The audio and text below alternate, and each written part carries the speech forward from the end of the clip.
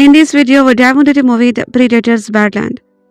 We will discuss its storyline, summarize the plot, and explore the cast and character. Additionally, we will cover the movie's production editors and box office performance. Finally, we will provide reviews and share personal reactions. So let's get started. Predator's Badlands has been a record-breaking performer at the box office. Bold twist on the sci-fi franchise that puts the Georgia front and center and pairs him up with a wasteland Utah's net had Predator's highest opening weekend after earning $40 million domestically and $18 million worldwide overall. That set the films up for success to blast past the series' biggest record. It's not just that. After exceeding the Shane Black's The Predators $160 million total to be the main franchise highest grosser, it certainly beat Alien vs. Predators $127 million haul, making Badlands the highest grossing Predator movie overall. Breaking record is nice and all, But the Predators Badlands even a box office success. It's certainly a release and performances worth celebrating for Disney and 20th century. One that bodes well for the franchise future, but its status as a profitable box office venture is a more complicated story. As for its writing, Predator's Badlands box office total stand at $180 million worldwide. It's made $82 million domestically, while the remaining $91 million has come internationally. The result is just okay legs at the box office, earning 2.21 multiplier domestically from the opening weekend. The response abroad has been slightly stronger, with it having a 2.295 multiplier. The top 10 international markets have been China, United Kingdom, France, Japan, Australia, and Germany. It has been reported that Predator's Badland had the biggest budget for any movie in the franchise. Previously, Black's 2018 films had the highest cost of $88 million, not adjusted for inflation. Predator's Badlands budget is reportedly $105 million, that's $17 million higher than the previous record, and a $14 million increase from last live-action installment in the franchise. Previous went straight to hollow, with a $105 million percentage attached. Predator's Badlands box office goal become clear. The common rule in Hollywood is that a movie needs to make 2.5x its budget to become a success based strictly on its performances in theater, but factoring in other revenue streams like VOD, merchandise, etc. That puts Badlands' threshold for success at $262 million, but the movie is still far away for achieving that milestone. It has made 1076 the cost and the 2.5x needed. The $82 million difference is currently in place will be difficult for Predator Badlands to overcome. In the remaining term it has in theater. It's been out for just over a month now, so you should enjoy at least another month or so on the big screen. But with theater count dropping and another big sci-fi movie coming, it is unlikely that it will be accumulated necessary ticket sales. This leaves the movies and franchise in a bite of precarious spot. They should finish the theatrical run, not at $200 million at this point, but it may stall out just above that milestone. So the odds are against Predator Badlands hitting profitability on the back of his performances in theater. Luckily for Predator's Badlands' sake, it could find more success once it hits VOD, which is expected to happen in early January 2026. The digital rentals and purchases will go directly into Disney and 20th Century's pocket. Should the movies find its audiences with people at home, there's a lot more money for the film to make, increasing the chance to studios see it as a success. Disney secretly released a movie version of the Mandalorian and is already making the upcoming release of the Andor even more exciting than it already was. The release date of the melodramas and Grogu, May 22, 2026 is still months away. Disney has already given fans a glimpse of what their upcoming movie could look like. While it wasn't a Star Wars movie, this secret films makes the proper movie even more exciting. At the Disney's franchise, Predators basically delivered a movie several months before Star Wars could. The recently released Predator Badlands is extremely similar to the Mandalorian and Grogu. Both follow stoic main characters who embark on dangerous quests at the behest of their fiercely very eccentric culture. Both protagonists find sympathetic and cult allies. Both have similarly theme and both appeal to the same audiences. Predator's Badlands is so similar to be and God that the former essentially gives fans a clip of what the latter should be like. Badlands represented a fusion of science fiction thriller but a roaring action adventure. It has unique alien monsters, a tyrannical galactic power, a focus on the warrior culture of its protagonists, and a strong and various storyline filled with action and emotion. If all goes well, the Avengerians and should feel very similar to Predator. Badlands, the movie, should give us more insight into the Imperial, a better look at his meaningful development in Jane and Gorgo's relationship, and plenty of cool action sequences and heartfelt moments of emotion. From the admittedly few details we have about him and Grogu, it seems like the movie is going to be a self contained adventure.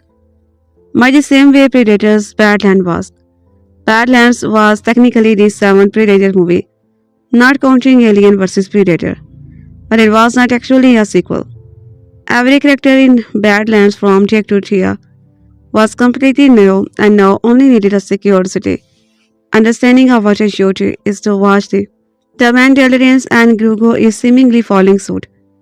We know that Din and Grogu are going on a mission to hunt down the Imperial remnant, and as long you are vaguely familiar with the premise and the fall of the Galactic Empire and the rise of the New Republic, there are going to be some notable cameos like Zeb and Rocha Dijat, but his Star Wars histories don't seem crucial to understanding the movie at the point. The movie is also going to build up the ending of the season 3, but even that should not prevent it from being a standalone adventure. Everything we have seen so far, from the prom scene and the Grogu's visit to character, like the Sigourney Weaver's colonial ward, is new. That's a great news for him and the Grogu. It will be just as universally accessible as Predator. Badlands was meaning it can have a much larger audiences. The Mandalorians and the Grogu is also going to be different from the show. The Mandalorians was largely an adventure of the week. Show each episode saw Dean and the Grogu travel to a new planet, take on wide-ranging jobs for unique client, and always had a huge focus on variety. By contrast, the Mandalorians and the Grogu should be more focused on a single story of Dean and the Grogu hunting down an Imperial. The Mandalorians and Grogu is also likely going to to fix on the Mandalorian season 3. Big action craze, for example, probably won't be as prominently featured in the movie as he was in the show, and most of the focus will be on Jin and Grogu. Chance to adjust Star Wars project also probably won't be as prominent, such as the cameos from Skywalker and Ashoka Tano, as were criticized in season 3. As far as we can tell, the Mandalorians and Grogu will also likely focus less on the children of the wars and the reclamation of Mandalorian the season 3.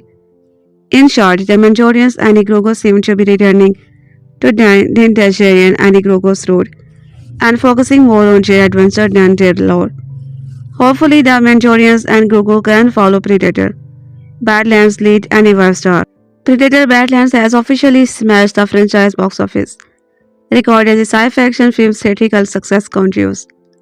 The latest installment in the Predators franchise focuses on a young named Jack, who leaves his home planet to hunt an unlikable creature to prove himself to his family. Reviews for Predators Badlands from critics have been extremely positive. Now Deadline has confirmed that Predator Badlands has shattered the record for the sci-fi action franchise highest grossing movie. The film has made $180 million worldwide, surpassing the previous record holder, that being 2004's Alien vs. Predator. The crossover film netted $177 million globally, something that the latest installment has now beaten within a month of its worldwide release. This is the second box office record Predator Badlands has hit when compared to the other film in the franchise. Earlier in its run, the film surpassed the highest box office record of any solo Predators movie. This meant beating out of 2018 The Predator, which earned $160 million throughout his global theatrical release. This feat, however, did surpass all Predators staring to movies. The box office for Predators Badlands is an impressive feat. It's unclear how much of a financial success the film has been. The movie has a budget of $105 million. It's unclear how big its advertising budget was on top of that. If the movie is considered successful enough, has planned for third installment. In addition, Bray stars Amber Midtenders and other cast members were in talks too. Since the movie is still playing in a theater, there is bound to be a continued slow climb for its box office numbers as the end of the year approaches. Because Predator's Badland has made a steady ascent to the top over the course of months. It seems like the film will only continue to score forward our high acetyl and offensive theatrical run-arrives. Predator's Badland is the latest movie in the Predators franchise and is helmed by filmmakers Dan who wanted a film from the perspective. And pretty much a two-man show. The movie is led by Elle Fanning. First we have Jack Darrant of the Elytra, small and weak. Compared to the rest of the huge and hulking, and this species is not just brutally force, but they also are beautifully personalities, looking down upon emotion. When his father killed his brother Cave for giving him a second chance, Jack takes matters into his own hand, hoping to make it about when his father's approval. Jack decided to go through the rite of passage by killing the unlikable, the Kalsik on the dead planet Gana. But Gana is not just fought with the Kalsik, but also with the dangerous flora and fauna that can kill the strongest. He is not alone. As a wayland crossover has sent android to research to the planet for humanity's welfare. Deck runs into an android who has been separated from her legs courtesy of the Kalsik. She offered to show him to Dan in exchange for his help in recovering her legs. What a proud Jack refuses her help, believing that it's a sign of weakness. He soon realizes why Gena is called a dead planet. He ends up taking along with Thia and the stronger creature, but to complete his mission. When Thia learns of Keve, she tells Jack for her counterpart, Tessa, who cares for her. Tessa was part of Thia's team and they were separated when the Galactic attacked. I got to Tessa being repaired at the WYC base when she comes online. She is worried about Thea. It raised the daddy matter. All that made them gave them emotion so that he can understand and exploit the creature of other planet for their research. Mother sees Tessa's concern for Thea as a weakness and believes it is what led to their mission failing. They were meant to capture the Kalsik for its power. Mother also sends the presence of Deck and sees him as target. It threatens to the reactive Tessa who gets to work. When Deck brings Thea to the Kalsik's den, she betrays him for the sake of her mission. She sends her location to Tessa. Tessa captures the Kalsik and Deck and brings Thea along. Thea believes that Tessa come back for her, but the latter explains that she is simply completing her mission and as property of WYC. It is just protocol to retrieve Thea as well. Tessa then goes on to Deck to study him peace as they are going against her. She does not understand why Tessa is being so good. She claimed that by caring for Thea, she messed up and failed with the initial capture of the Kalsik. She refuses to feel as it could lead to her messing up and being deactivated.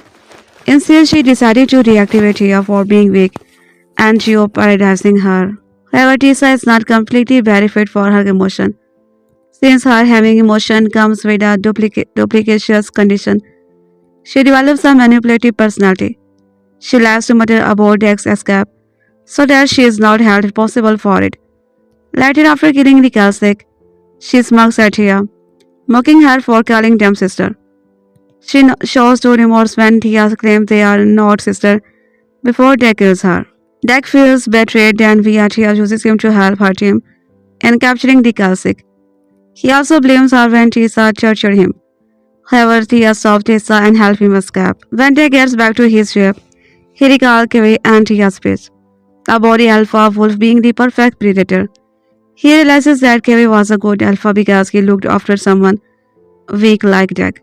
Deck decided to honor him by becoming an alpha as well, which means rescuing his back. Much of the Predators cinematic franchise thus far has considered of the Predators coming to Earth to fight humans. Nearly 40 years since the first Predator came out, Predator Badlands flipped the series on its head by making a Jack the lead this time needing to prove himself on a dangerous alien world, even by his standard. Luckily, he has a synthetic well-developed half of fun in Elle Fanning Thia and to help him figure out how to get the greatest game of all. Predator's Badland is a third Predator movie directed by Dan, who previously had the 2022 hit Prey and 2025 animated mythology flick Predators, Killer of Killers. All three films take a wildly different approaches to the franchise. Prey follows a warrior in the 18th century while Killer of Killers shows different predators' execution and art before presenting a battle royal among the survivors on the Georgia homeworld. Badlands is a complete sci-fi epic with zero human character that make a sympathetic for once and work way better than it has any right to according to Looper's review. But what could the ending of the Predators band and means of the rest of the series? Does have a great team of cooking? Has everything you need to know about Will Bandland leave the franchise? Jack is the runt of his clan and his father by wanting that to remove any weakness. Dex brother Kevin feels he deserves a hand to prove himself, with Dex setting his sight high. He wants to go after the seemingly unlikable Kalis from the planet Ghana. Kiwai protects Dex from their father and sends him to Ghana, losing his life at the hands of the Najor in the process.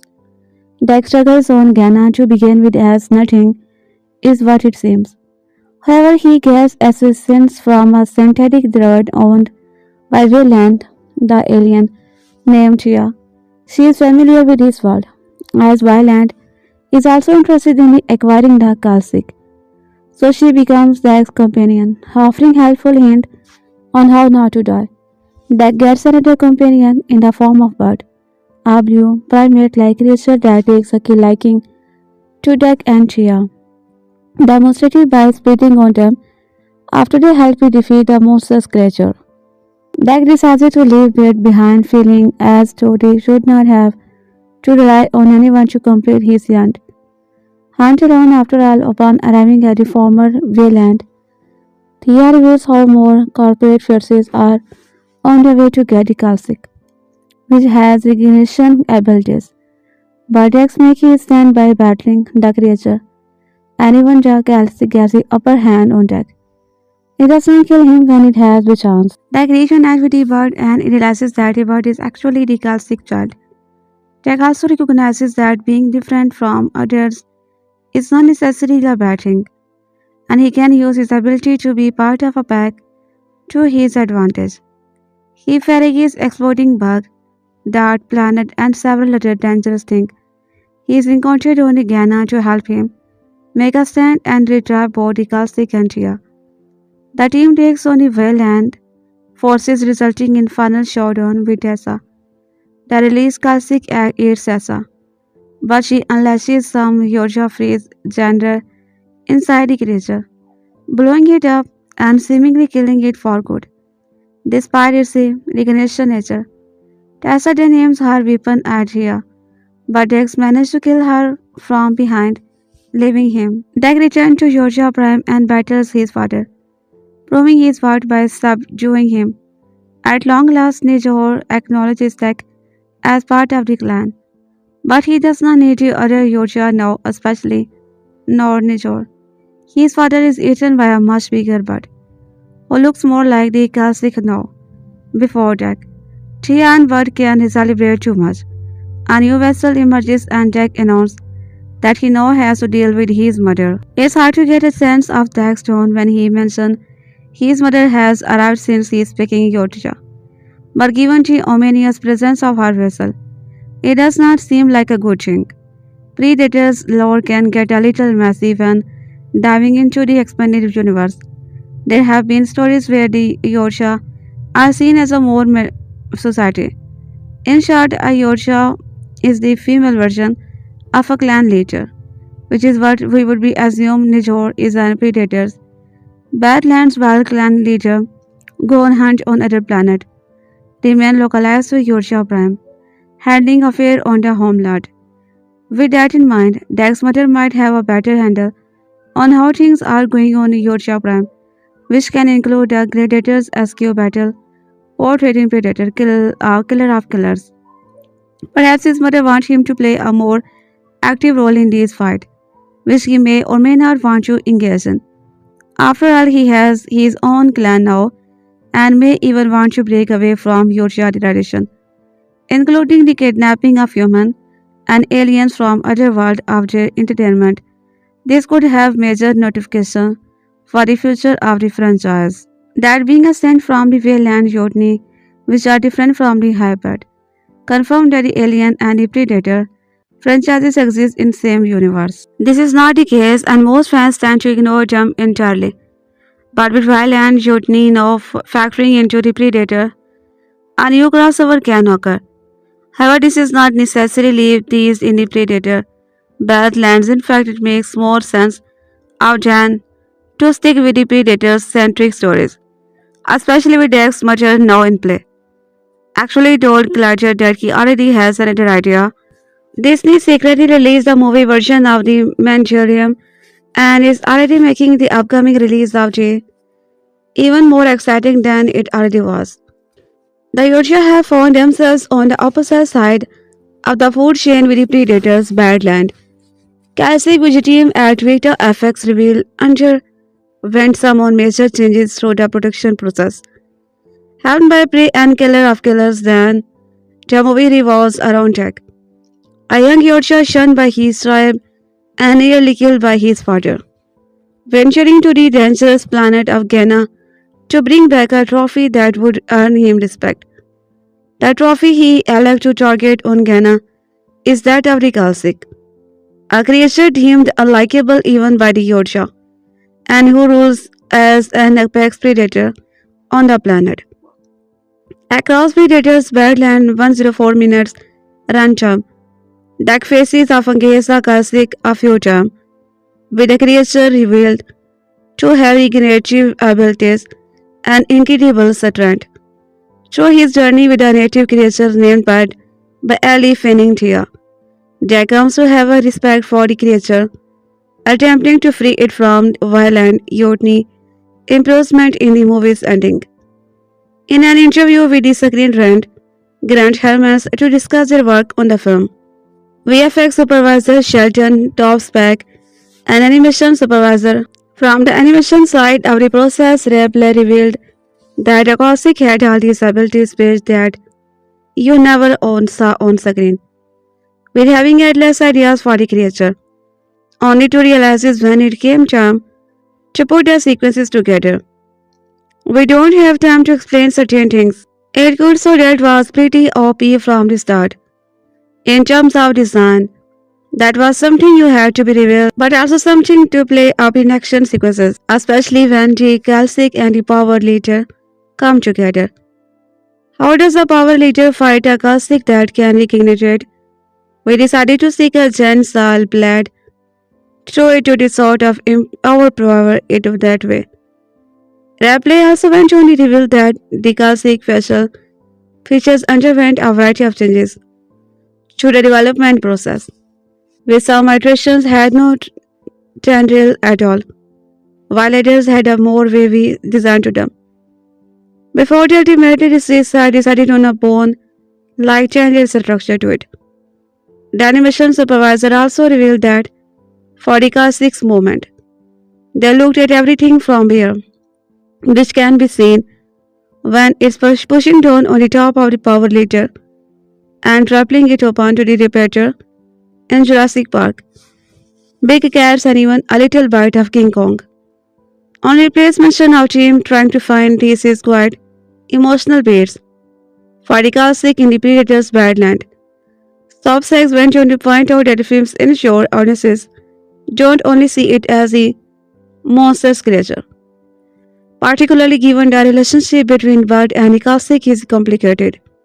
Going back to the design process, which took quietly some time to lock down, the VFX supervisor revealed that much of replay work on the realization side of things led to a component of what I like to call from follow function.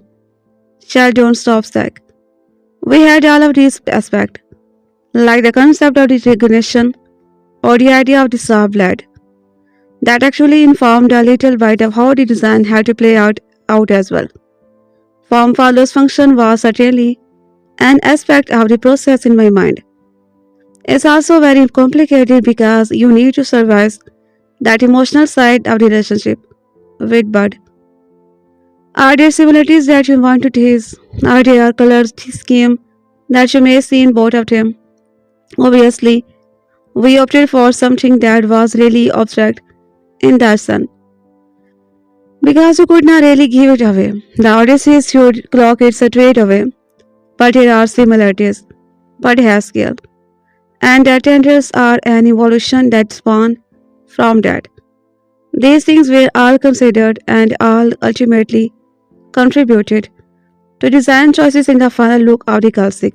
Predator's Badlands served as a variety of first for the sci-fi franchise. The classic introduction is one of the more notable.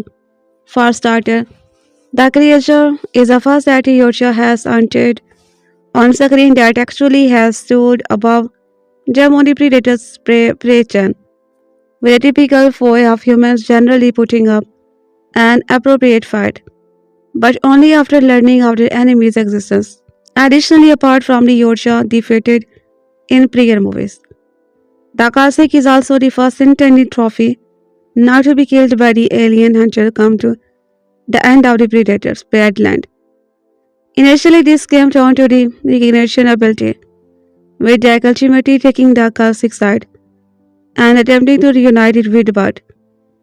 Its offspring, the seemingly unlikable creature, is instead defeated by Elle Fanning with Jack's Garnets. The design of the classic is Predator's Badland certainly feels due to much of the description, replay, and soft sack gave above. With his four-legged walk cycle and focus on the brutally force being reminiscent of lion and bear. Interestingly, is that the design actually serves as a foreshadowing for the reveal of bird being its offspring, with a scale and eyes included on board acting as subtle clue.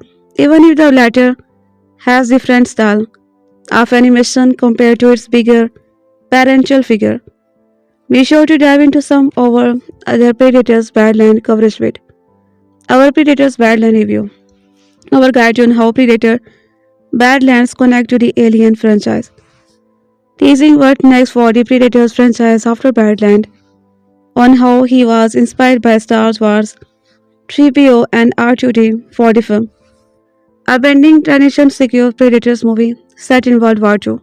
It won't take too long for Yorkshire to return after Predator Badland, following a series of the divisive sequel to the iconic 1987 Predator. The first trailer of Predator's Badland is here, and it reveals a surprising twist involving Elle Fanning's character, connecting her and the movie to the Alien franchise. Following the success of 2022 Prey, the sci-fi franchise is back with a new film set in the distant future, with a Yorkshire as a protagonist. Details on the film's story are still quite vague, except that it follows a young Yorkshire who is tasked with killing an enemy. With the release of the first Predator Badlands trailer, the first glimpse at what director Dan has planned is now clear. The footage shows a futuristic setting and fresh lead perspective, with a Yorkshire training for and in the midst of a hunt. What's most telling is the glimpses at Elle Fanning's character, which reveals that she is a much more important than the average human lead. She is even connected to the Alien franchise. A shocking reveal comes at the 26-second mark of the Predator Badlands trailer, as Elle Fanning's character is revealed to be an android from Wayland Yachty, the corporation from the Alien franchise. Her eyes flickers briefly and show the Wayland Yachty logo, which is signature aspect of the android synthetics in 20th century, other iconic sci-fi franchise. This happened as she started up in some sort of trap. While it's a quick moment, the recognizability of the logo connected to Alien is impossible to miss and certainly not one to ignore. Androids have been part of the Alien franchise since Ridley Scott started it over 45 years ago. The movies have included a number of recognizable androids, including Michael, David or David Jensen, and in Alien. The latter gave a great look at the Wayland Yachty logo eyes that the android have, as Andy's eyes flash the logo when he is reset. This could be worse happening to Elle Fanning character in Predator's Badland than based on her eyes also flashing the logo. What's unclear about Elle Fanning's android character in Predator Badlands is how her model connected together. The movie is confirmed to be set in the distant future, but where it falls on the alien timeline is unclear. It's possible that Fanning's character is the most futuristic version of an android ever seen. If this story takes place after alien resurrection, she is even wearing a suit with a violent Jotny logo on her shoulder at the 50-second mark, indicating she is still deeply connected to the organization. The presence of an alien android in a Predator Badlands is unexpected, but it's not completely out of left field. Alien and Predators are both franchises under 20th Century Studios. Formerly 20th Century Fox, while they each existed on their own for a decade. The studio brought them together in 2004 with Alien vs Predator. One crossover was not enough, either leading to Alien vs. Predator Requiem in 2007. Those films primarily focused on the Georgia, interacting data and including the android that Violent Jotny pioneered. While the history between the Alien and Predator helped make sense of Elle Fanning's character in the Predator, Badlands of Bite does not fully explain why an android is meeting a Georgia like this. It is possible that the planet Predator Badlands is set on the verse that Violent Jotny has colonized. The 53-second mark of the trailer shows a smashed truck with a Violent Jotny logo also on it. This suggests that the connection between the two franchises in Predator Badlands go beyond Fanning's android character. The presence of an android in the Predator's Badlands is incredibly exciting for the Predators and Alien franchise. Both have been successfully revived in recent years after Disney took over 20th century with Prey and Alien. Rumors interest in age, Disney and 20th century are working to keep expanding the reach of these classic franchises with Predators Badland and Predators Killer of Killers coming this year and new Alien movies in development. Predators Badlands bridging the franchise in this way is smart way to lay the groundwork for this possibility. It's not as heavy-handed as appearing in Predator Badlands or doing a full film based around the crossover, like earlier Alien vs Predators films. Instead, Predators Badlands can bring the two worlds together in a fresh way. The film is seemingly an android and Georgia team-up story that has fresh idea of these IPs. And if everything goes well with the Predators Badlands, more crossover can happen. Hollywood returned to be top of the China box office as 20th Century Studios release. With a total of 18 million, Predators Badlands is the number one film in the world currently for per score. PMF Pictures was in the second place with $2.2 million, bringing its total to $60.6 million. The comedy drama directed by M. A. Lane and starring Hank Fan, Ian Chow, and Lidwick follows a coastal town family led by a one-stop who rally together in hard times and push for a comeback. Last week's Swapper movies Hard ranked third, rating the 2.1 million of a for $8.9 million cum after 2 work weeks. Directed by Cheng Yanan, the thriller starred Lee Deng. A main picture is Some Rises on Us All. Open Fort with a $1.8 million directed by Sei Shengzhen. The romantic drama stars Zin Zil, who won Best Actress and wins Sai for her role in the film. And Zhang Sogwan has instant Glover forced to reckon with old wound and buried regret after years apart. In fifth place, features Penguin Girl, launched with a $1.6 million, directed by Yang Yu. The film follows Moon, a young woman obsessed with penguins who believes she will find true love in Antarctica, until her encounter with an eccentric man in penguin suit changes her understanding of devotion and dream. Weekend box office revenue to total $21.7 million on par with last weekend, bringing China's 2025 year-to-date daily to $6.32 million, a $15.3 million compared with the same period last year. The success of streaming only play is what gave Disney 20th Century Studios the confidence to release Predator Badlands in theater after rapid box office response to more recent, previous installment in the long-running sci-fi franchise, and kicked off with Arnold 1987 sci-fi classic. And it looks like that movie will ultimately play off as the $100 million production has crossed the $150 million global at the worldwide box office after 2 full weeks in theater. With $76 million gross to date, Badlands has become the highest grossing film in the Predators franchise domestically, unadjusted for inflation. Based on its recurrent performances and past trend, industry analysts are predicting a final box office tally of $180 million to $200 million. While the film is unlikely to recoup its production and marketing costs from theatrical ticket sales, 20th Century Studios' Predator Badlands tells the story of Jack, a young predator exiled from his clan. In a quest to prove his worth, he traveled to the deathless planet in the galaxy to hunt an unlikable creature, the Kalsik. There he finds an unlikely ally in a sad and stuttering robot named Thia. Badlands are directed and produced by Dan. Badlands is the first movie in the Predators universe that centers on the species known as a Yorkshire, and is also the first in the franchise to make the Predators both a protagonist and underdog. Badlands is now shaping up to be an even bigger box office disaster, an even bigger box office than originally projected, with losses approaching the $80 million as theatrical interest completely collapses.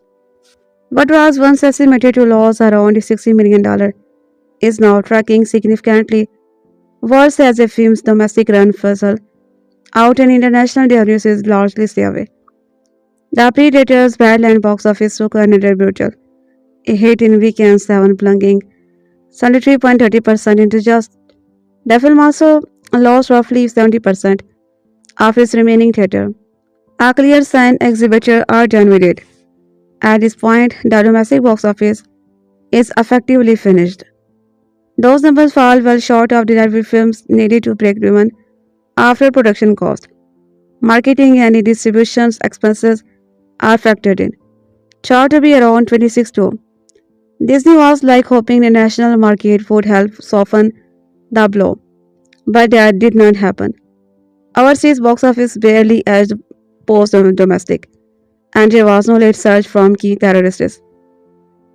With global interest finding fast, there is little chance the films meaningfully improve its final numbers. Based on its worldwide gross and estimated total cost, Predator's Badlands now on pace to lose close to $80 million theatrically. That's a significant jump from earlier projection and firmly places the movie in bomb territory at the box office. If Disney decided to continue the Predators franchise at all, the most likely part appeared to be streaming rather than the theater. A scaled-down releases would limit risk. After a clear rejection of Predator Badlands by moviegoers, we also see those fake memes run by various outlets doing us help.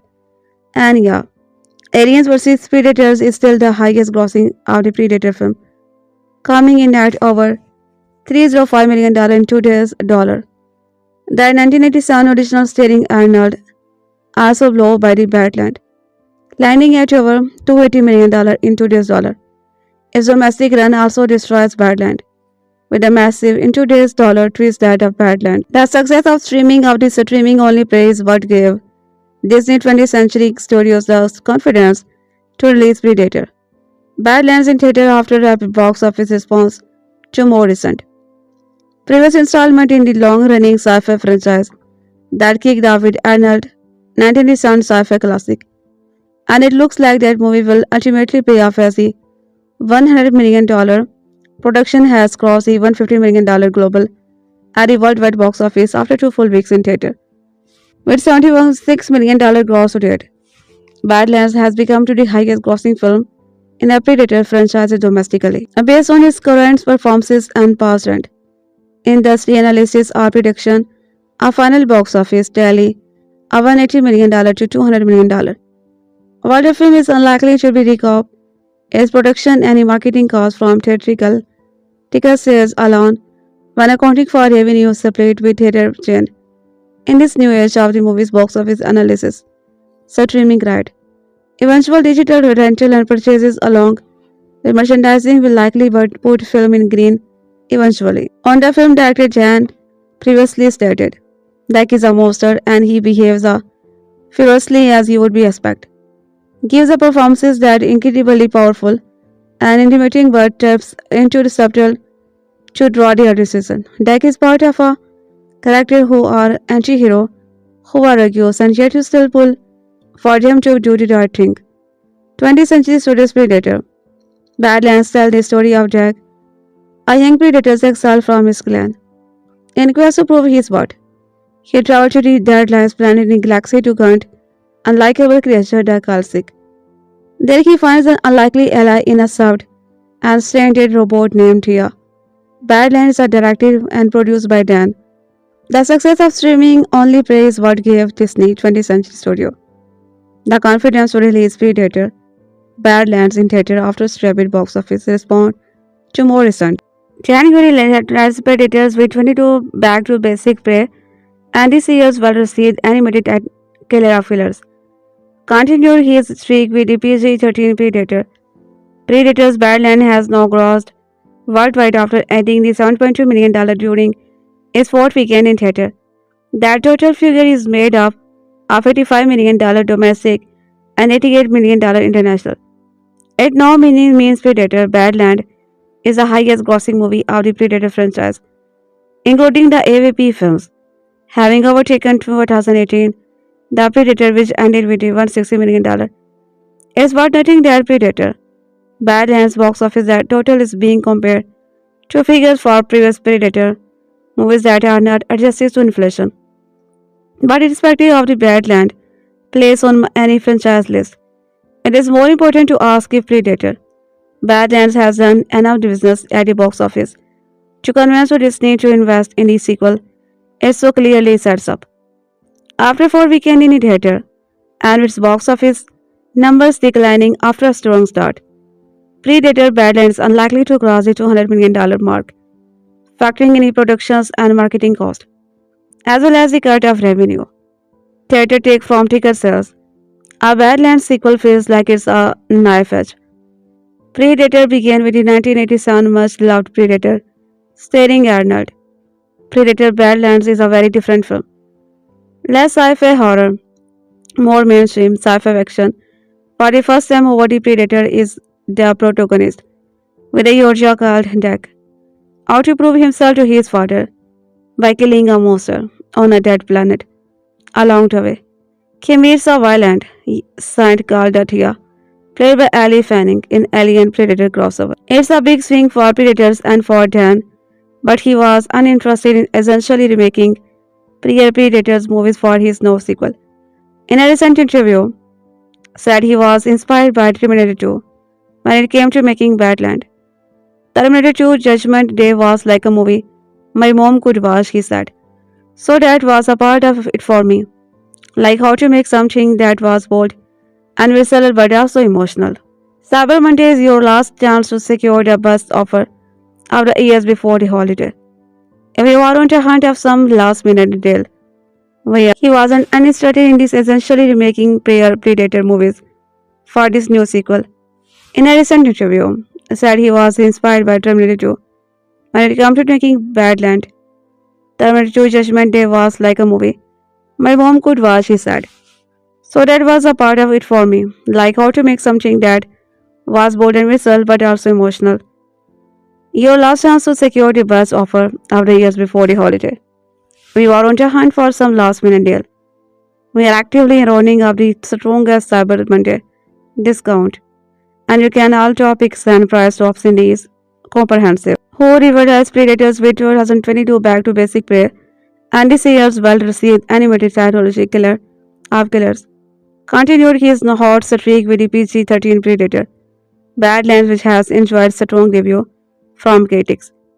Predator Badlands has now grossed worldwide after adding the $70.2 million. 20th Century Predators Badlands is now the highest grossing movie of 38 years old franchise at $198 million, surpassing this weekend the reported global box office of series previous champ 2004 Alias vs Predator. Now listen up, the reason why we are declaring this now is due to the Danny directed sequel to officially collapsing AVP in its reported grosses. That's the way the average Joy will assess and see the film when they look it up. Realizes that Disney called Predator Badlands as the highest grossing in franchise back on November 23. Badlands Nasne, the report is using a likes for like foreign currency comparison versus the original.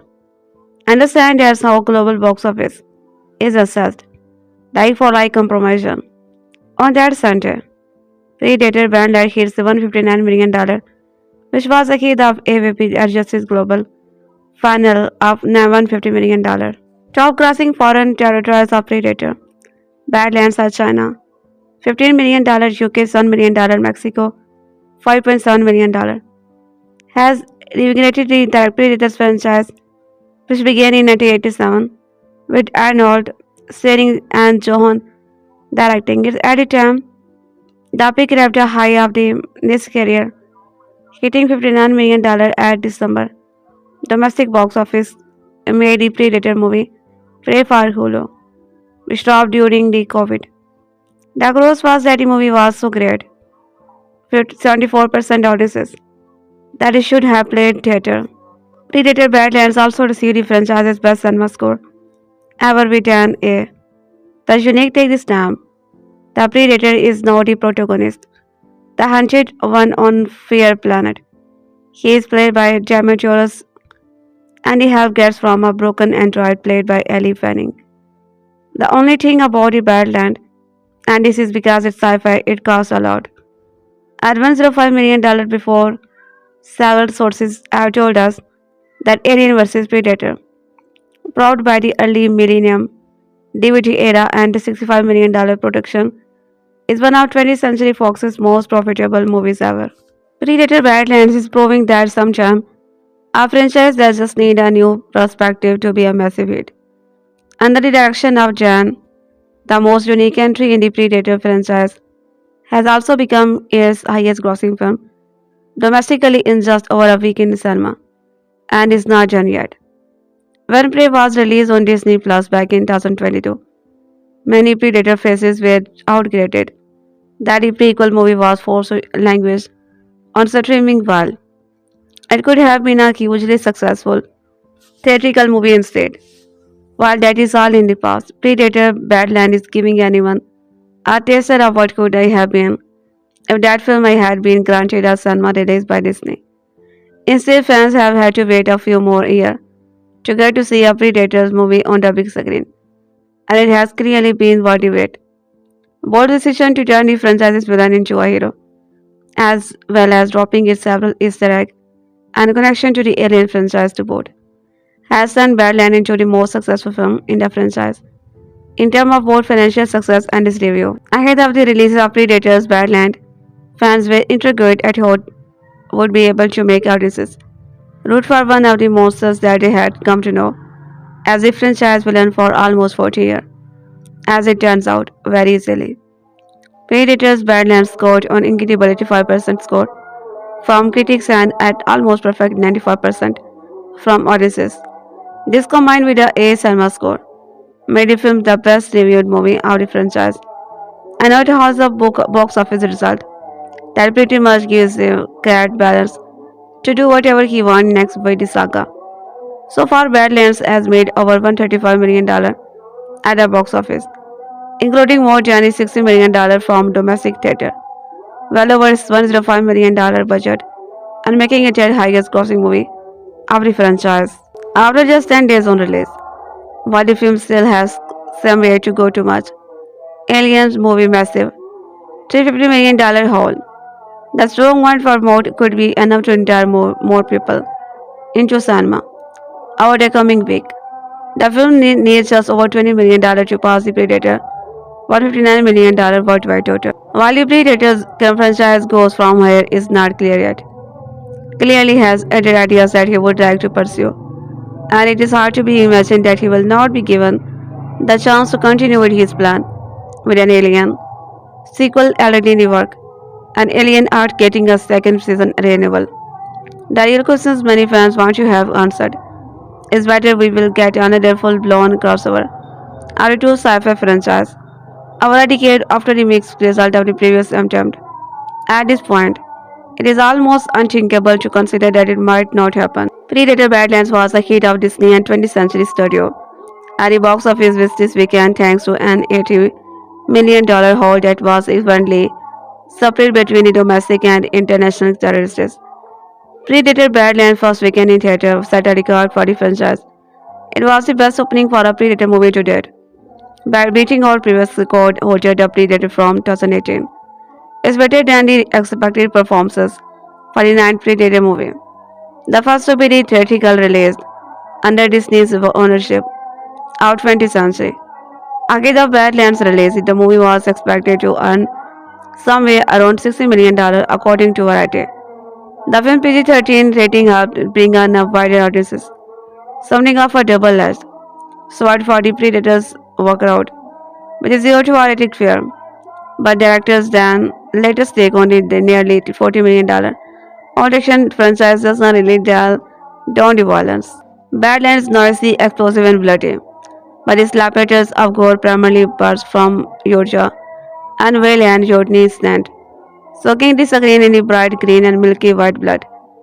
Child Predators movie after 2022 play and this year's animated anthology.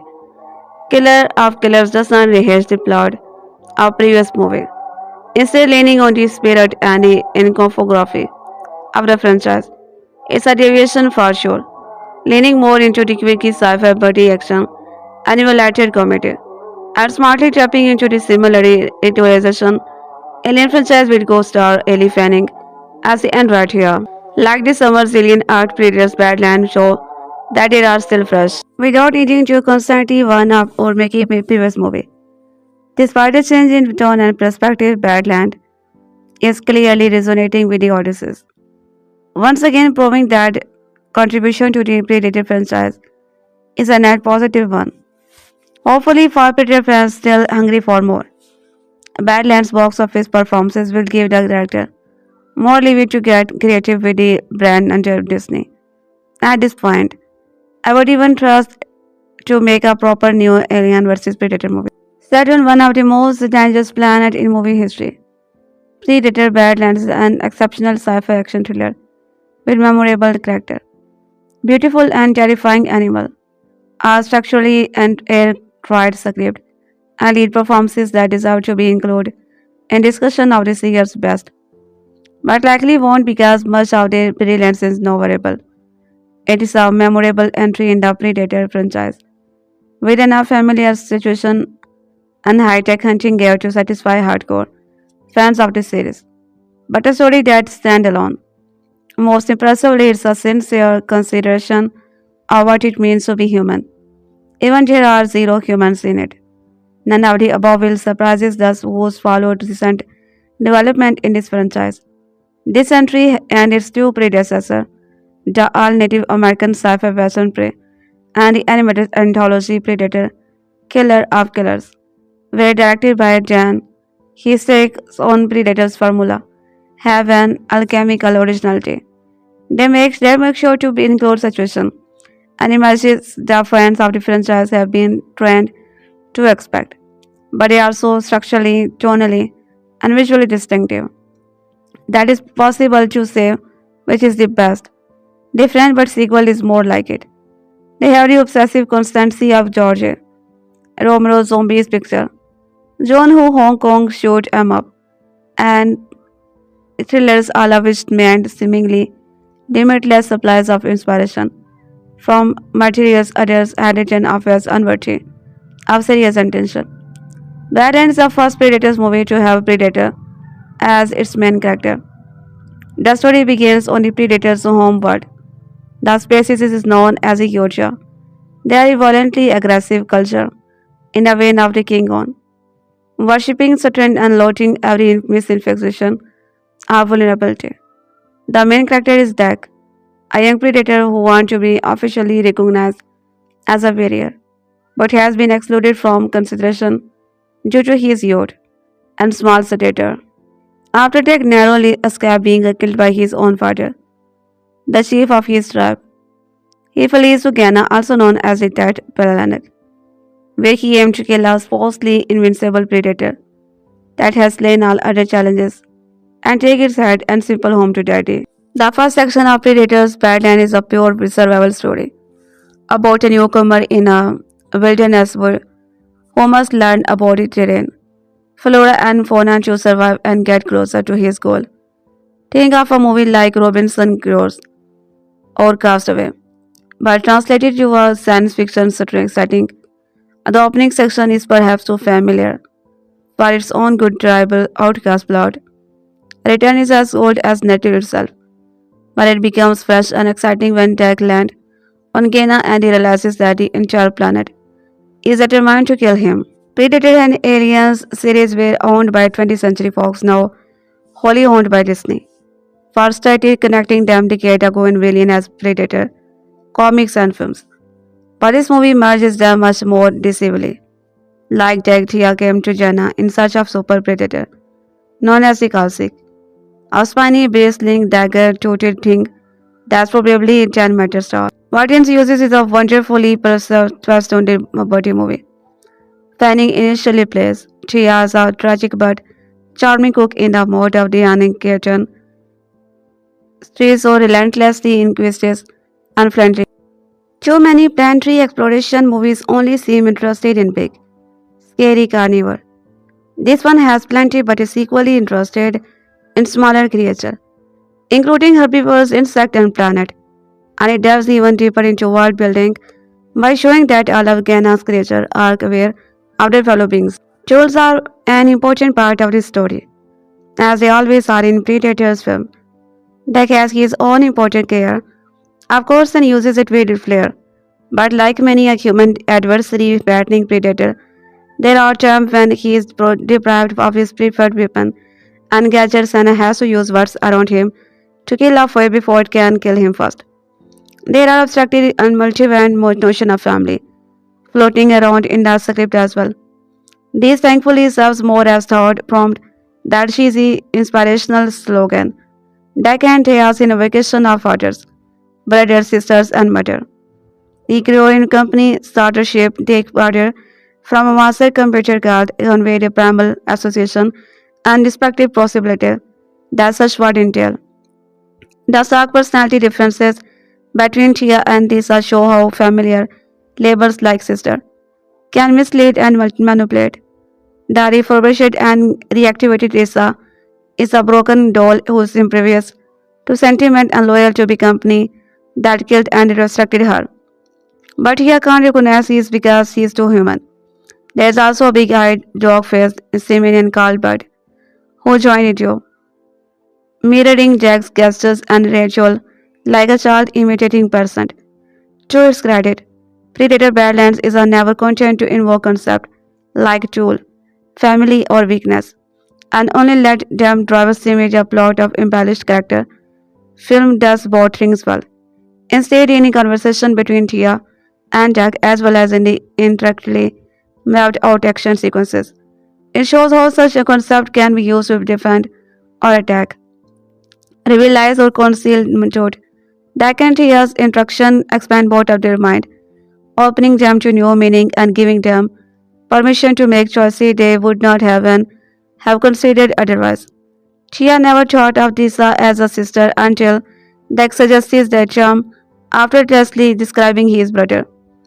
Jack never questions the wisdom of sticking with his people's warrior code until Tia caught him, equating empathy, grief, and even memory with the weakness. She tells Jack she was programmed to feel emotion because it improves a scientific person's chance of survival. Instilling trust make other being more willing to give up useful secret. Deck seems surprised by how insensible this sounds. When Tia tells Deck, I could survive on my own, but why would I want to survive on my own? Among its many satisfactions, it's an even more quoted riff on the western than prey. It might make Eastwood fans think of the outlaw Josie Whale, about an embittered, vengeful war veteran who insists that he rides alone and doesn't want responsibility for anyone but himself, but alias and dependent as the story unfolds. At one point in the Predator's Badland, the theaters talk about the concept of a full-packed wing led by an alpha. The NCAG word is often misunderstood and misapplied. The true alpha, she says, is not it always mean as most violent wolf in a pack, but even there does the best job of protecting the rest. This scene is one of the film's many mirroring of prey. The same art China that captures that imagination here gets killed by a predator on the great plain circa. There is a much more to this film, but we won't get into more detail here because one of the player of watching it is not knowing where it's taking you, being surprised by where it goes, appreciating how earned they was telegraphed images as well as dialogue. In the end, Predator Badlands is a brazenly inspirational adventure about different types of being, overcoming the limiting part of their programming and or proving there is a more to them than others assumed. The takeaway is applicable being all across the universe. Sometimes the things you want most are not worth filming, and when you figure that out, you will be free. Predators and I got off on the wrong foot. I am not talking about a new movie, but at the 1987 original, and by extension the whole franchise. I rented the film hoping to enjoy some action movie interaction between two future governors. Flash forward to 2025, I was not really looking forward to Predator Badlands in the end itself. But after this month, October, which just had at the domestic box office, I will take a hit wherever I can get it, which is probably why I liked the movie as much as I did. There is not a lot for me here, but I needed to get excited about something, so the film's greatest strength may be its good timing. The film follows Jack, an aspiring young predator on a faraway planet of Yorkshire Prime. Jack desperately wants to go on a successful hunt to earn the approval of his father as well as living privileges, and don't complete successful hunt are put to death. Joe wants to relative run Jack put on anyway, but he flees to the planet Ghana, home to the most high-value trophy in the unknown universe. The Kasik he vows to not return without killing the Kasik for himself. Dak does not fare well on the hostile Ghana, but an opportunity presents itself in the form of Thia, a synthetic human that had been part of a party trying to find and exploit the Kasik for their corporate overload. I won't say which corporation, but it's a big deal. The Kasik overpowered his team, leaving her as his sole survivor, and she is worse for wear, missing the entire lower half of her body. She Dak and make a deal. Dak and Thea start off as uneasy allies, but as they overcome obstacles together, their bond turns into the friendship. All this despite his being half of a smart LK robot and Dak coming from a race that forbade emotion, which presents kind of a huge problem for me, in that neither character is from a race that I feel what preserving the eyes those artificial that there's literally another of her. I know I am supposed to like Predator's Badland because of the way the alien and the robot learn what it means to be human. Honestly, I was rolling my eyes at those parts. I like the movies because Thia's jokes were hunting for me, and I like reaction. The upside are the characters being other robot or aliens is that the films can be as violent as it want and still get a PG-13 rating as long as all the gore is in the form of other sparkle or smile. Predator's Badland is fine as an action movie for people who would could use a half decent action movie, but just as a Thia's body does not expect to be more than half decent. By the way, I later found another movie from 1987 with both Arnold and Jesse Ventura. In this one, their characters do interact. They even go to head with one another in fight, where one presumably kills her other. That movie is called The Running Man. And would not you know it, there's a new version of their property coming out on Friday. Predator Badlands is stated PG-13 for sequences of strong sci-fi violence. Its running time is 107 minutes. Robert R. Garver is a graduate of the cinema studio program at New York's University. His weekly movie reviews have been published since 2006. Once I was trying to explain my theory of a perfect movie and how it different from the best movies. The Godfather Citizen Can. There will be blood. There are three movies that are in discussion for the best movie. But a perfect movie does not necessarily need it to be as good as three all-time classic to still be. And while Predator's Badlands is far from a perfect movie, it is perfectly placing creature feature. The reveal in the absolute of putting the universe's greatest killing machine on a planet designed to kill invader, and then watching him for figure out how to survive with the help of a mortally wayland.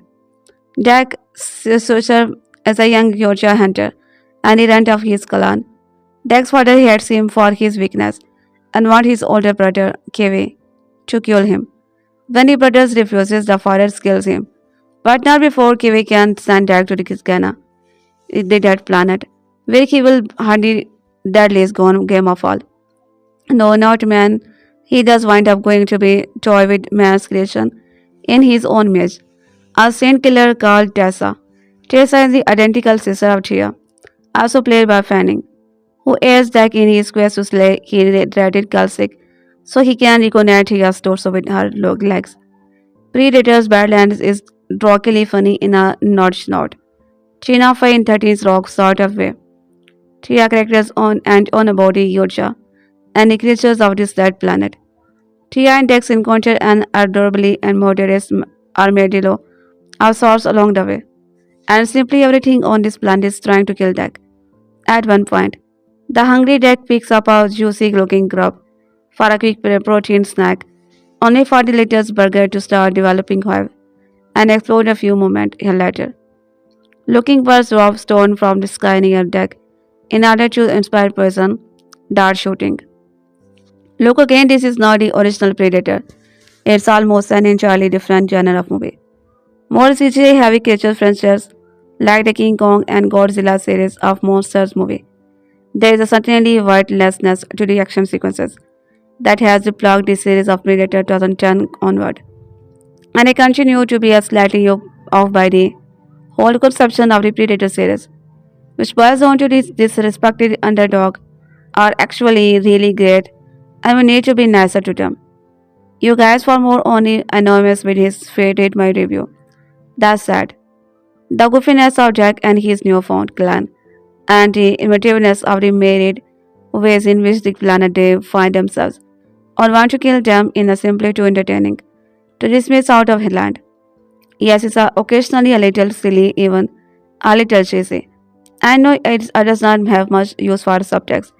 At one point, Thea even tells her sister, "We can be more than what the key asks of yours," which is the running theme of the rape type. Two more examples of perfect movies. By the way, I don't think it's crazy to suggest that MC Tarnian, at the peak of his power, the six movies stretch planning from Predator to the Thomas Crown affair, was basically a perfect director. Madison Man, which I don't really care for, a lost action hero, which I do. Will allow this is a controversial opinion, muddy the waiters a bit. Yes, this movie at least typically accept the canon of the alien way. Predator films, which is opposed to merge universe in which the Wayland Yodney Corporation of the alien movies is, at a minimum, aware of the Yoja. I imagine this will all tie onto Holo's Alien art series at same point. When Disney completed the acquisition of 21st Century Fox's 2019, movie fans mostly focused on how the deal would impact Marvel, but the purchases gave Disney access to more than just the X-Men and Fantastic Four, and how the company is banning one Fox's longest running franchises to fit its mold of teen friendly. Predators, Badlands, horror, and bloodshed in favor of the wholesome Star Wars style film, complete with its own version of Baby Yoda.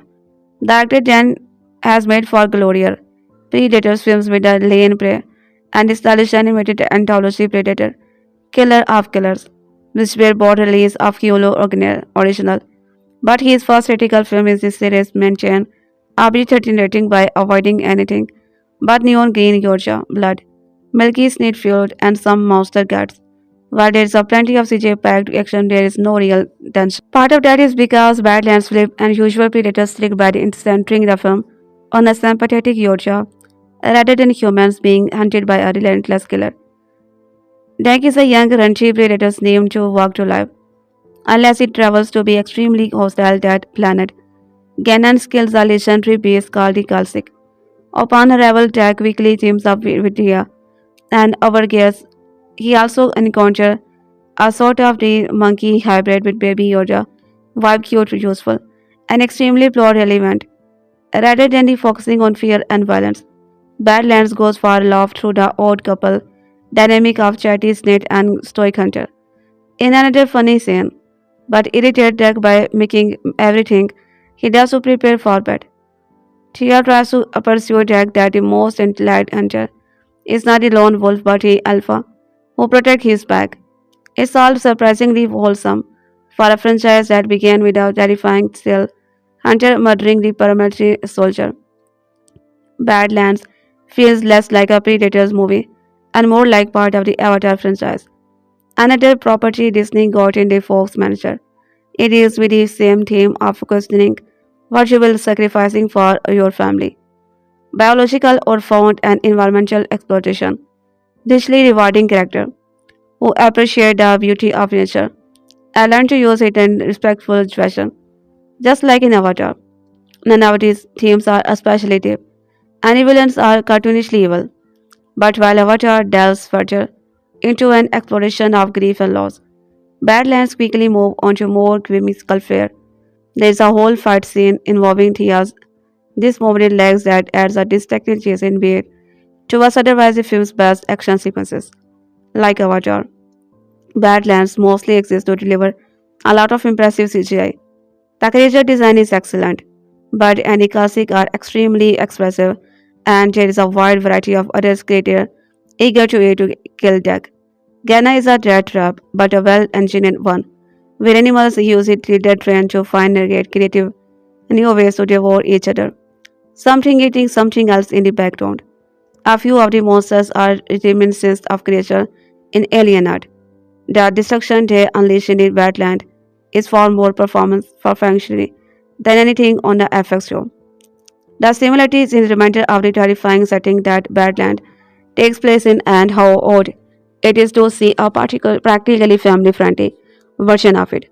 Badlands is not a bad movie, but it is a fundamentally Disney-flight one, a horror story that still has plenty of fangs but has been stripped of all bite. Part of that is because Badlands flipped that usual predator, succeeded by the centering the film on a sympathetic Georgia rather than human being. Hunted by a relentless killer, hunting predators deemed to work weak to live. Unless he traveled to the extremely hostile, that planet Ghana and kills a legendary beast called the Kalsik.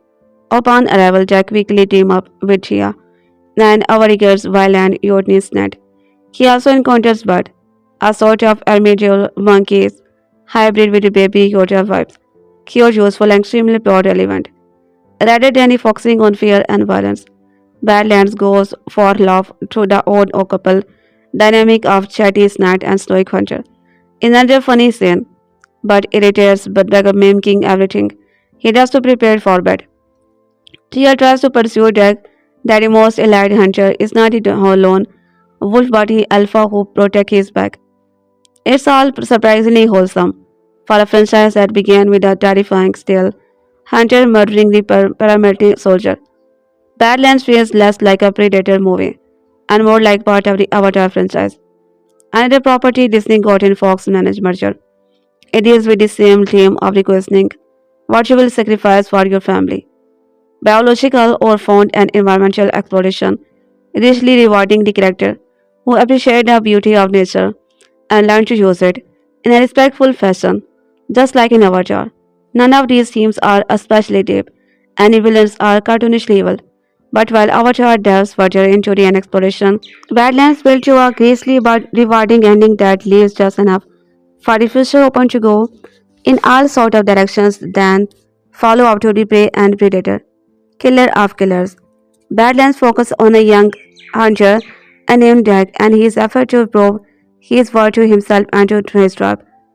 The expensive Predator's adventure proved to be an exciting showcase for the sheer scope of the Predator franchise, all while setting up a more concrete connection between itself and the Alien series. His War Predators Badlands ending sets up this future about sci-fi franchise. The ending of Predators Badlands lays the groundwork for the future of the franchise, with Deck and the Bird together and prepared for future adventure. By the end of the Predators Badlands, all three characters have been separated for their families. Jack and Thia's continued alliance seemed to be flying in the face of the traditional Yorkshire culture. giving them plenty of reason to be on the movie and finding fresh opportunities for adventure. It's similar to how he takes an established sci-fi and sets up broad future for all sort of potential storytelling part. Take over his father and Thia help stop our sister, but there are maternal threat left for both of them. The final shot of the film sets the deck emerges as a possible antagonist for any follow-up to the film, while Good came to be a perfect representation of the ever-present threat of the violent mutiny, alongside a cute animal sidekick in the form of Bud, albeit one that earns a very high body count by the end of the film. The conclusion of Jack's first cinematic adventure leaves the door wide up for the character to return. The same goes for Tia and Bud, given typical standalone franchise potential recurring heroes. For a long term, the Yorkshire culture has been left out of Predator film, with their focus on the humans forced to reckon with the alien hunter. The film may mind that mysterious quality for plenty of tension and drama. However, by shifting the spotlight to predators this is around, Predator Badlands gets an opportunity to expand the setting. Various predators, killer of killers showcased, a battle arena and a captured warrior. Badlands seems more focused on a single tribe. The cultural norms say that pity and grief are weakness, and any such flaws must be exorcised from the collective. It's a brutal society, with Jack's father considering a quick death as genuine mercy. What makes Jack's journey in Badlands compelling is how he resists aspect of his culture while holding true to order. It plays into the overall theme about family love and abuse, with Jack holding to the memory of his brother by becoming the guardian Cave was to him. The films open with the Yorkshire Codex stating the importance of predator. Standing alone, Jack decides it's better to be an alpha, who protects them just as one who kills. One of the best elements of Predator. Badlands ending is how it plays it for the future. That could also become intertwined with follow-up to Killer of Killers and Alien franchise. The shift that is rocketing toward Actia and Bud is the film's ending way. Beast murder or maybe ship terrors and catty joke. This could allow both films to run directly into one another, setting up the path of the Bud's Predator protagonist being captured by the alien race. If it takes murder, she could also be coming to recorrect her son for that hunt, potentially introducing a moral code that could splinter the hunter in the and human auditions of Tia. There's also the fact that Tia's presence in the film firmly cement that under the Disney umbrella. Alien and Predators exist within the same universe, with Alien ending with his lead character escaping into the deeper space. It would not be impossible for them to crash land in the same place as Jack and Thea. The nature of aliens on Ghana could also be used to be drive further into Alien art and bridge the TV show more firmly to the movies. The kind of dangerous creatures featured in that FX show would be perfectly suited for the deadly fauna and wildlife of the planet. Badlands has a very straightforward emotional through line using the wild sci-fi setting and absurd alien creature as surface level entertainment for a story about the pain that can be found in family. Dak and Tia truly begin to empathize with each other when they realize they are a fatal sibling relationship. Dak reckons the loss of Kiwi and film is what drives him so hard to be complete his hunt, fulfilling his brother's final word and proving that he is that this was not in a van. By contrast, Tia's sister Tisa initially acted in a similar fashion, almost dying in the effort to save her from the Kalsik they were sent to acquire. However, she becomes a contrast to Keve and adopt the mindset of Jack and Keve's father. Tisa decided to take heed of the lessons behind Keve's death and chose to abandon the weak Tia implicitly, setting up her sister death. Tia is like Jack forced to reckon with a family member, either literally or metaphorically destroying their protector. Both characters are traumatized in ways that even match up to Bond, revealed to be a baby girl sick, but is separated from his mother and later forced to watch her die at Tisa's hand. By that point, these three orphans have formed their own family unit, making them more deadly and durable than before. This is a sweet moral score to be Predator's Badland, underscoring the importance of humanity, with three outcasts uniting to confront a cruel world. It gives a predator, robot, and alien a shared humanity. That's quietly impressive in its straightforward execution. Amid all of Predator's Badland, action and alien, there is a strong core about the honor and strength found in a family. Like any red-blooded American, I was a fan of the original 1987 Predator steering Arnold. Beyond that, the franchise is Alien versus Predator.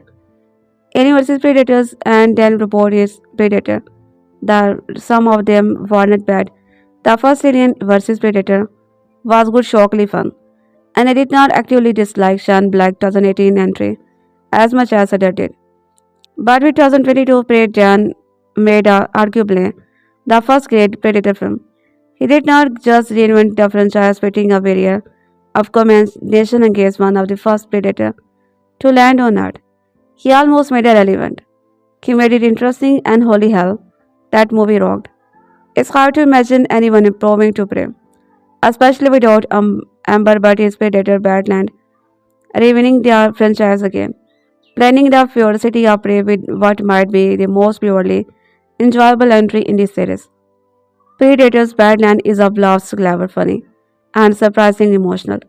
For the first time since Grey Busey, that in Predator make us a root for the creature. That's the real magic of Badlands turns a character who being the villainous monster. For nearly 40 years into a sympathetic protagonist, he gives him a name tag, and by the end of Badland, you will love him. To pull that off, you have to make the predator the prey. Turn him into the underdog. Here Dak is returned of clan on Georgia Prime, where weakness is not tolerated. His father despises him for it and plans to kill him to strengthen the clan. But Dak's brother KV defies the order to execute Jack and Foyce with his own life. Dak escaped to the deadly planet Ghana and determined to slay the caustic, unlikable apex predator and bring home its head as proof of his worth. But Ghana's hazards are more than he can handle. So he teams up with his torso of a synthetic named, who agrees to help him navigate the planet if he helps her find her legs. Literally. Along the brave befriends are native creatures they nickname, but and ultimately face an even greater threat. The Will and Yotney Corporation, whose scientific army led by Thia's sister Tessa. There are surprises and a few clever twists, but at its heart, Predator Badland is a comedy road trip action comedy for featuring a predator, half a reboot, and an adorable yet deadly creature, the baby Groot of the bunch, who softens us enough to eventually sympathize with a monster that's been killing humans for even 7 movies. Elle Fanning, of course, is a glue holding it all together, bringing humor, intelligence, and some jaw-dropping action scene involving her dashed leg. What really did elevate Badlands beyond its excellent action and laugh is just how innovative it is. Planet Ganon team with the personality, deadly flora, and fauna that feels alive and unpredictable. It's like Jurassic World, only infinitely more imaginative razor, glass killer trees, something called the Lona Bean. It's all delightfully deterrent. Badlands kick-ass journey and flat-out entertaining, turning the predators into an underdog open the door to empathy and reinvention and walk through its take like the own the goddamn place. The writing's sharp, the effects stunning and the performances fanning and even that of the Aztec are really affecting. It just worked and is most often I have had in a theater in a long term. Since taking over the Predators franchise, Dan has been like a kid on a grizzly candy store. Not content with merely repeating the age-old formula. A band of humans faced on an alien barrier. He is a gone bug built with the possibilities for sending the predator back in time to battle a female Native American in prey, then sucking in Vikings and World War II. Pilot in the animated anthology Killer of Killers for his latest trick, and his most ambitious by far. He is headed into the space and this time the spin-dropping creature with many birds in the good guy. The latter alone is a truly ambitious swing, taking as iconic it is villain and asking the audiences to root for him Imagine a movie told for the poem of grave basically message from not only that, but the predators speak entirely in a grunted alien tongue, helpfully translated via subtitle, but here somehow it works. And Gangbusters, a prologue introduces us to young Jack, who may be 8 feet tall and bristling with a futuristic weaponry, but is considered a shrimp by his brutally dick of death. Tech is quickly dispatched to an even more death happy world, where to borrow a line from Avatar. Every living thing that crawl, fly, or scared in the mud want to kill him and eat his eyes out. Who creative start of a thorough entertaining adventure, which feels like a particularly bulby sci-fi novel from the 30s brought to be live and beamed into your eyeball. Deck's objective is pleasantly simple to kill the most bad thing on this planet, namely the unlikable Kalsik. A giant beast then encompasses anything it says. But achieving this is complicated not only by the fact that even big grass in this place is deadly, one concerning a fertile flora, but that is of soon forced to team up with a perky whale and synthetic, or at least half of one, since our legs have been taken by the Kalsik, but seems like the kind of double act that would be dreamed of by a sci-fi brigade 14 years old. Die-hard Predators fans might be choking with the indignation by this point. The creature once hobbled the weird word. There is no stopping what can be stopped. No killing what can be killed. Made softer, gentler, and even the butt for joke. There's a possibility some bug might even be inspired to write a think pieces lamenting that the predator has gone woke. But there is no doubt that is steeped in love for his green-blooded action icon, and he comes up with an cheer-worthy moment after another for both of his late character. There is a bite with a pulse rifle. He has a pulse rifle from Aliens that will surely blow the mind of any child of 80s, while Fanning gets an inspired action sequences involving her top half and her legs independently batting on more than anything Predator's Badland has had. Not something anyone was necessarily expecting from a film featuring this character, but it works. There are shades of the Guardians of the Galaxy here as a truly misfit team. Check on Impossible Road. The Guardians parallels extend to the visual. We pumped up battles against alien beasts. Here the film's a little less successful. Badlands lack the we are in space wow factor of the Avatar film, with a slight feeling of numbers setting in when hobbly CJ monsters take a center stage. This is a relative quibble whenever unlikely heroes make for such surprisingly delightful company, learning to work together and master their environment, while still racking up a kill count higher than any in the franchise.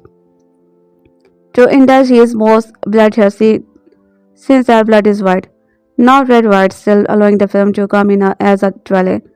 Throughout his runtime, Badlands a big popcorn fun, a geeky comingly of lurid sci-fi, comedy and low action that gets high of its own supply. Put its biggest way if you are ever wanted to see a trolling up sequences featuring a Predator Christmas has come early. When Disney completed the acquisition of 21st Century Fox in 2019, movie fans mostly focused on how the deal would impact Marvel. But the purchase gave Disney access to more than just the X-Men and Fantastic Four. And now the company is blending one Fox's longest running franchise so if it's mold of teen friendly entertainment. Predators, Badlands, horror and bloodshed in favor of a wholesome Star Wars style film, complete with its own version of Baby Yoda. Director Jan has made for grayer Predator films with a lean prey and the stylish animated anthology Predator, Killer of Killers, which were both released as Hulu original. But in his first theatrical film in the series, maintenance of PG-13 rating by avoiding anything but neon green, blood milky night float, and some monsters guts. But there is a plenty of CGI packed action. There is no real attention. Part of that is because Badlands flip the usual predator script by centering the film on a sympathetic Georgia rather than human being hunted by a relentless killer. Currently, predators deemed too weak to live, unless it travels to the extremely hostile dead planet Ghana and kills the legendary beast Gilda Kasik. Upon arrival, Jack quickly teams up with Thia and overeagers snap missing her leg. He also encounters but a sort of the monkey harbor with the baby vibes. Cute, useful, and extremely plot element, rather than extremely plot element. Rather than focusing on fear and violence, Badlands goes for love through the old couple dynamic of Jetty Snake and Stoic Hunter. Another funny scene, but irritated Jack by mimicking everything. He does super prepare for bed. Thia tries to pursue Jack that the most light hunter. Is not the lone wolf but he alpha who protect his back. It's all surprisingly wholesome for a franchise that began with a terrifying stealth hunter murdering primal taste soldier. Badlands feels less like a Predator movie and more like part of Avatar franchise. Another property Disney got in the Fox merger. It deals with the same theme of the questioning what you will sacrifice for your family. Biological or found and environmental explosion. Richly rewarding character who appreciate the beauty of nature and learn to use it in a respectful fashion. Just like in Avatar, none of these themes are especially deep, and the villains are cartoonishly evil. But while Avatar delves further into an exploration of grief and loss, Badlands quickly move on to more whimsical flair. There is a whole fight scene involving Thia's disembodied legs that has a distinctly cheesy beat towards otherwise the film's best action sequences.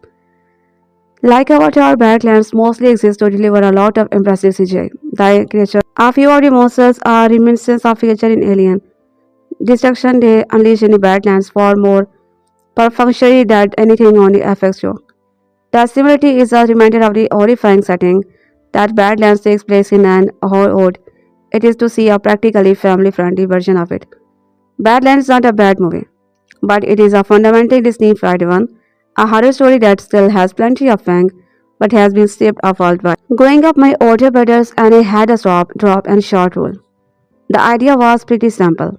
If we were channel suffering and came upon by a handful of movies, regardless of whether it was just starting or nearly over, we stopped immediately, dropped the remote, and shouted for the absent brother to join the living room. One of the titles on our select it light was Predator. We were too young to watching it. Probably did we care? Not at all. Predator is the perfect 80s action flick. Our top character. Tons of explosion, practical effect, classic one-liner, and it bro is dropped to overdue depth. Even now, the film is wildly entertaining if I stumbled across it on TV today. You better believe I would still drop and shout.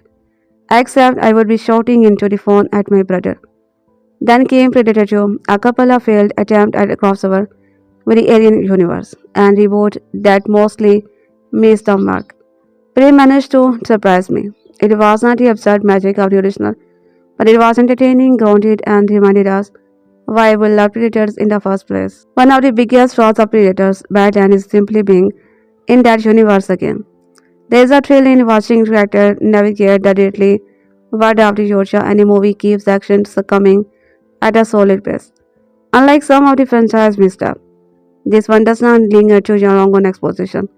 It's constantly pushing forward, giving us new challenges, traps, and close encounter to keep us invested. The film also delves deeper into the culture of the Georgia, and as fascinating as it is terrifying. There is a particular scene exploring their ritual that had my son leaning over to the whisper. That was dark. He was not wrong.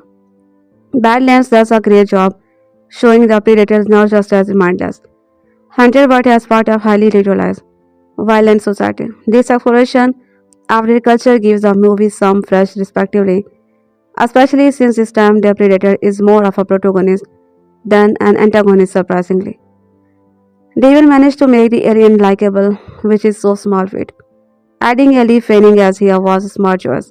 Her character, despite not being human, infuses the story with humor and humanity, helping us connect with her character while keeping the stakes here. She provides levity without draining the tension, and interaction with both the predator and the other character help anchor the audiences in the world that's otherwise filled with relentless danger. The action sequences are solid, almost constant, and executed with care, while the original films focus on human adapting to a predator hunting for powers. This time the focus shift. The Yoja learns from his surrounding, adapting and becoming the predator. The formula of the original Predator movies is intact, but this is new respectfully keeping things interesting. The fights are exciting, the chases are tense, and the practical and CG effect are both impressive. This movie keeps your heart rate up, while the film keeps a generally brisk pace. There are a few stretches where it feels like the story showed on too much. These quieter moments are not bad. They give the audiences a breather, but they occasionally pull you out of the tension and make you wish things were moving faster. There are also moments when the filmmakers attempt humor that leaves cute or whimsical. The intent is clear. They want to balance the terror and action with some levity, but it feels slightly out of place given the rest of the movie tone and stake. It does not ruin the experiences, but it occasionally feels daring against the darker, more serious aspect of the Predator universe.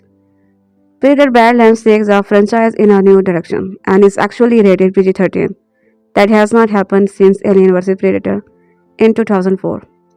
What you should know is that there is still plenty of violence, stabbing, killing, and all other sort of mayhem in this movie.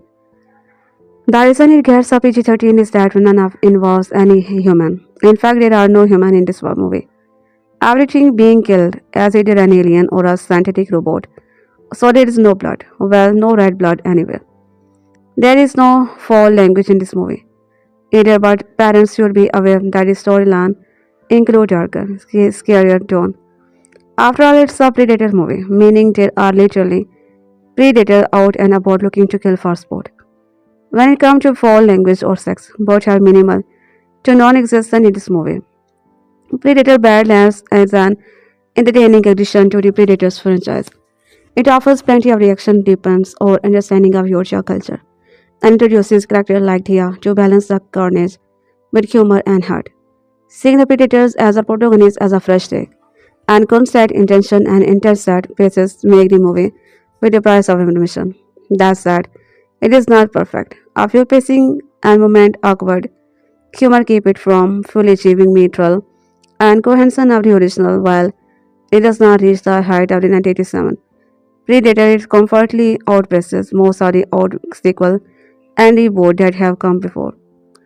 For fans of the franchise or anybody looking for an action-packed, suspenseful ride, you go to worse. After Prey and Predator's Killer of Killer got only released, the Yorkshire are finally back on the big screen. Predator Badlands follows like a little brother, run out the later as he is exiled from his clan and on the deadliest planet in the galaxy trying to earn his trip. Well, his trips and the looking devices. It's a right of familiar, which is exactly why it works well for this movie and the point of view change it's attempting. It's hard to flesh out mythology like this, being 7 movies deep into a franchise that's had a handful of twists and turns and fillers deciding where to shift focus in any impossible task. Answer to that is a elegant solution, which is to say, just being a little brother can be hard. Dan Track shows that he know how to build a good movie. His films are structured with clean and simple storyline, but he stages sequences well, blocks sequences efficiency, and puts the camera in all the right places to get the most out of those simple premises. Badlands is yet another example in his filmography of doing all the small things right. Little personal detail gets set up early in the movie, like the reasons Dex missing a fang and what that means to him and his brother, that come back to play an important role in the plot later. It's simply but effective filmmaking textbook even.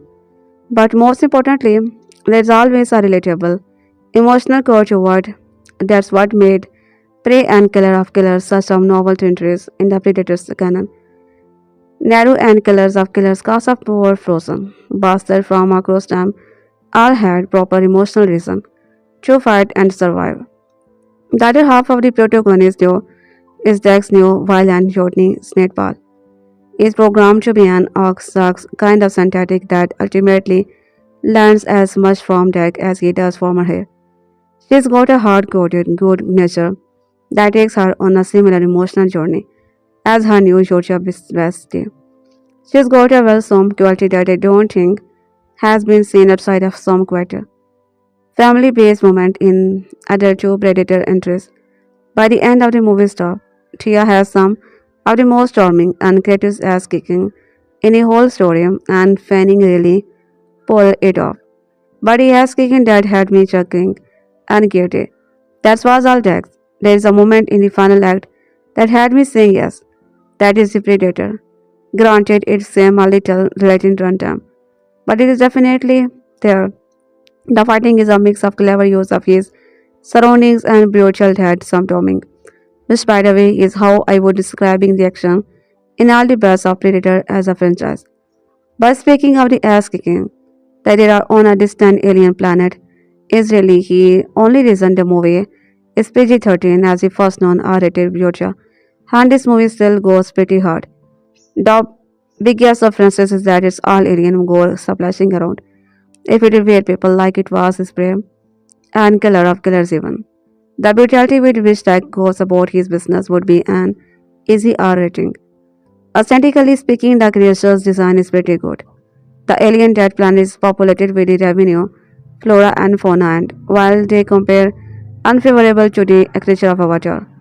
For example, they are better than most, and there is something very engaging about Deck and he encountering the deadly thing after learning a quite an important fact about them, then killing and eating them, and nothing dies the same way.